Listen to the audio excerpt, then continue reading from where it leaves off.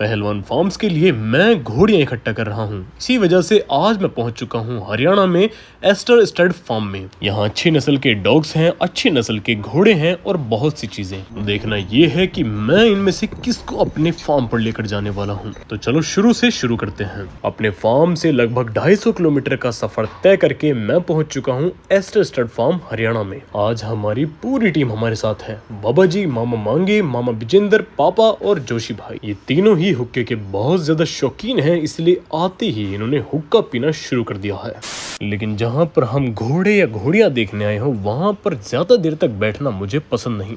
फटाफट बाहर चलते हैं और देखते हैं एक से एक नायाब घोड़ियां। क्या बात है। सबसे पहले मैंने इस घोड़ी को बाहर निकलवा लिया है। ये है एक काली अबलग घोड़ी। दिखने में ही बहुत शानदार है।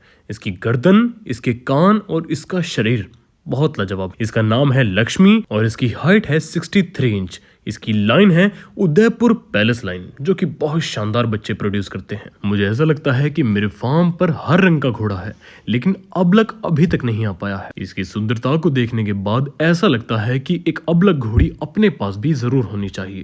चलिए नजर डालते हैं अब दूसरी घोड़ी पर। इस बार मैंने बाहर निकलवा लिया है इस कुम्मैद घोड़ी को, जिसके माथे पर ब्लेज और पिछला एक पैर सफेद है।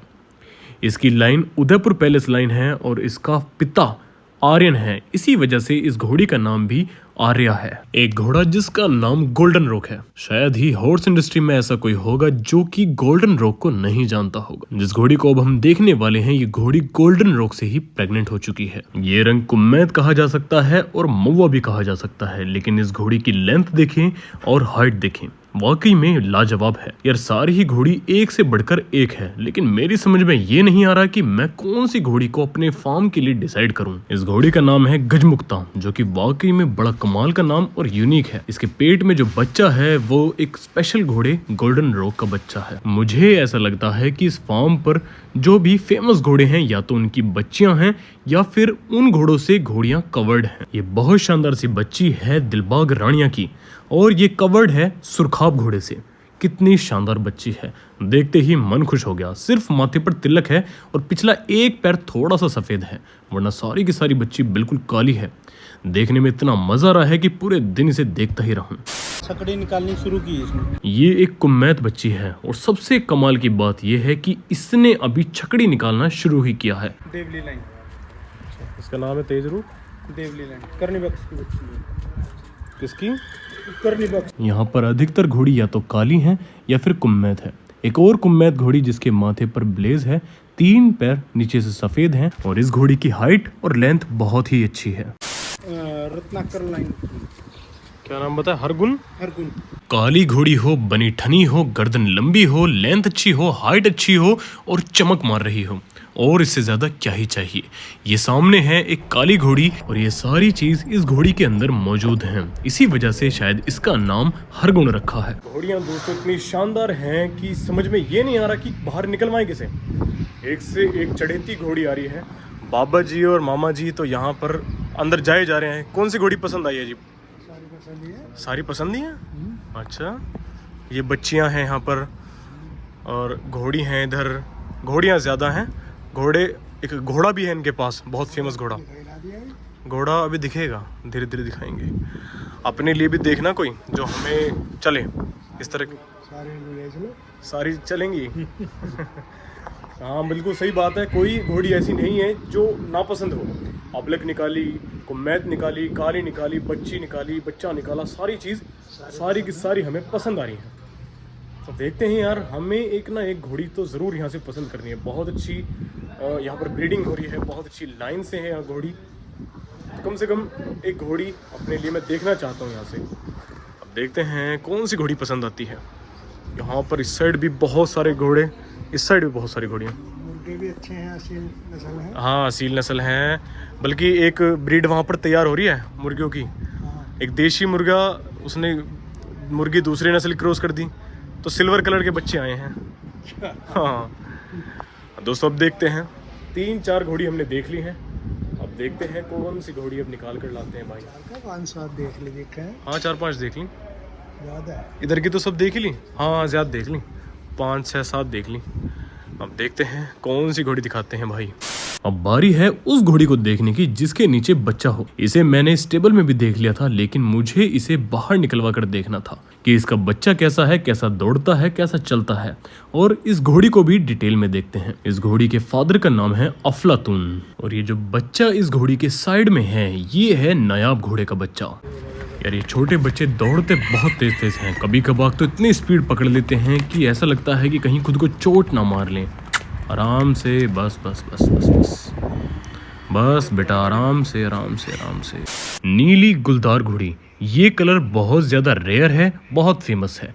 ऐसा बताते हैं कि इस कलर का मज़ा सिर्फ 1 से 1.5 से 2 साल लिया जा सकता है, क्योंकि ये छल्ले जो बने हुए दिख रहे हैं ये समय के साथ आते हैं और समय के साथ ही चले जाते हैं, लेकिन सुंदर इतने लगते हैं जिसका कोई जवाब नहीं है। न जाने इस घोड़ी का बच्चा कैसा बनेगा। ये भी एक बशेरा ही है जिसका रंग अभी तो काला है, लेकिन आने वाले समय में न जाने कैसा हो जाए, किसी को नहीं पता। ये है इस फार्म का स्टड घोड़ा जिसका नाम है द्रोण। इसकी हाइट मारवाड़ी घोड़ों के हिसाब से बिल्कुल फिट बैठती है। लगभग 62-63 इंच इसकी हाइट है। लेंथ बहुत अच्छी है, इसकी सुंदरता बहुत अच्छी है। बताया जा रहा है कि द्रोण चलता बहुत बढ़िया है, तो थोड़ी देर में इस पर राइड भी करके देखने वाले हैं। दूसरा बच्चा यहाँ पर आता है जिसे ये लोग तैयार कर रहे हैं, जिसकी हाइट लगभग अदंत में है 61 से 62 के बीच में। इसके जब कानों पर नजर जाती है तो कानों को इंसान देखता का देखता ही रह जाता है। यहाँ पर डॉक्टर साहब और उनके भाई इस घोड़े को घुमा रहे हैं।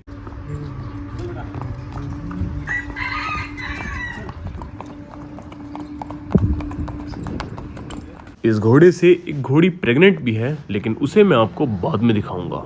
अदंत में इतनी ज्यादा हाइट कर देना हर किसी घोड़े के बस की बात नहीं है। इसी वजह से मामा जी कंफर्म करने के लिए उसके दांत गिनना चाहते हैं। थोड़ी मेहनत जरूर करनी पड़ी, लेकिन मामा इसके दांत गिनकर ही माने। अब मैं आपको बता दूं एक और फेमस घोड़े के बारे में जिसका नाम है काला कांटा। काला कांटा एक बहुत ही अच्छा मारवाड़ी घोड़ा है जिसका मुंह पर ब्लेज और 3 पैर नीचे से सफेद हैं। उसी घोड़े का ये बच्चा है। ये बच्चा बहुत ज्यादा करंटदार है, इसे बस इशारा देना होता है और ये घोड़ा दौड़ने के लिए बिल्कुल तैयार। काला कांटा के अंदर जो मार्किंग है वो सारी मार्किंग इस बच्चे के अंदर भी आ गई हैं। ये बच्चा दिखने में बहुत ज्यादा सुंदर है, लेकिन शायद चलने फिरने में नहीं। चलने फिरने में ये बहुत ज्यादा उछल कूद करता है, मस्ती करता है। बोला यार उसी एज का बच्चा उसी दिन मरा हो, फिर चल बेटा। मैंने डॉक्टर साहब से सवाल किया कि मुझे द्रोण घोड़े का कोई रिजल्ट देखना है, तो उन्होंने इस टेबल का गेट खोल दिया और इसके अंदर से जो बच्चा आ रहा है यही है द्रोण घोड़े का रिजल्ट। इस बच्चे को इसकी मां से अलग कर दिया गया है ताकि इस पर अच्छी तरह से ध्यान दिया जा सके, लेकिन ये बार बार अपनी मां के पास जाने के लिए उत्सुक हो रहा है। ये खुलते ही फार्म पर सारे घोड़ा घोड़ियों से मिलकर उनके हालचाल पूछ रहा है, लेकिन इस तरह से इसे जख्मी होने का खतरा है, इसलिए जल्द ही अब इसे पकड़ना होगा।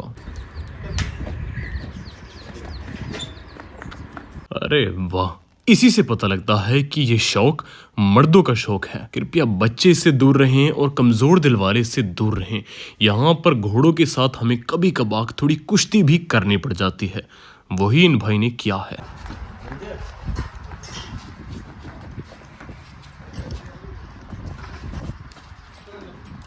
मैंने आप लोगों से कहा था कि द्रोण घोड़ा राइडिंग के लिए बहुत मस्त घोड़ा है, तो राइडिंग के लिए डॉक्टर साहब ने द्रोण को तैयार कर दिया है। हमारे सवार, हमारे गुरु मामा विजेंद्र इस पर बैठकर एक बार चलाकर देखेंगे। साफे को रख देते ना नीचे।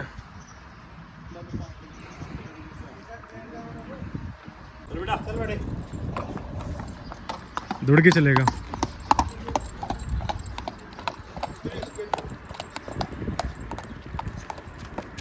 हालांकि द्रोण घोड़े के अंदर रेवाल चाल नहीं है, लेकिन मामा विजेंद्र कोशिश करेंगे उसको खींचकर चलाने की, ताकि वो रेवाल चाल भी चल सके थोड़ी बहुत।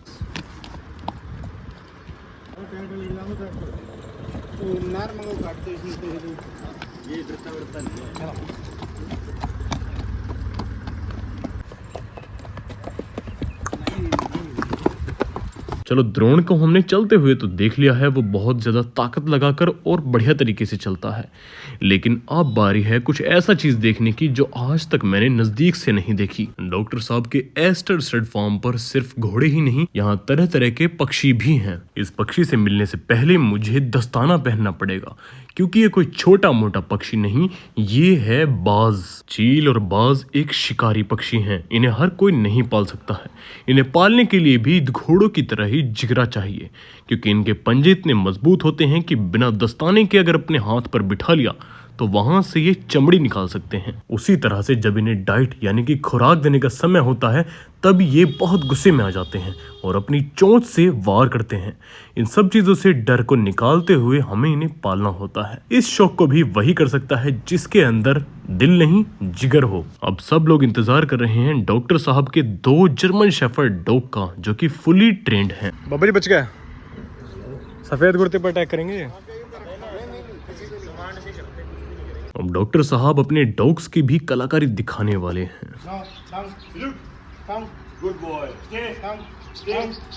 आप ही करा लो, वैसे नहीं खाते।